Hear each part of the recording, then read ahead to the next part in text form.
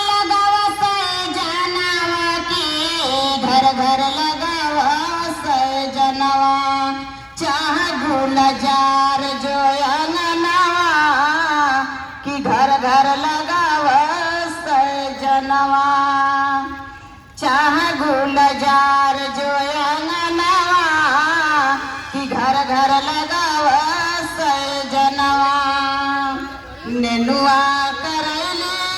मूली पालक गोभी और बथुआ चौरैया खैबा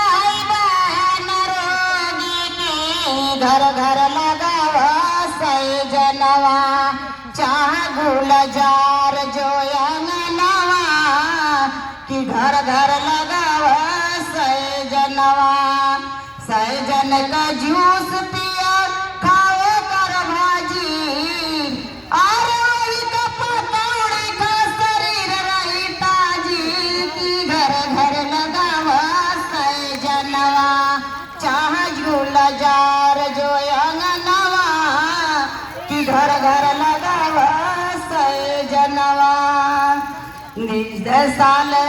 शासन से आइले आदेश हो और 300 गवा संजीवनी बूटी कि घर घर लगावस जनवा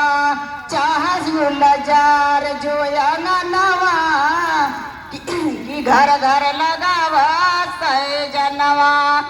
देख अंगनबाड़ी अपने केंद्र पर बोलावेली और स्वच्छता कुपोषण पर बहुत समझावेली कि घर घर लगावस जनवा पान माटी संगम का तारनवा कि घर घर लगावस जनवा। जय हिंद जय भारत।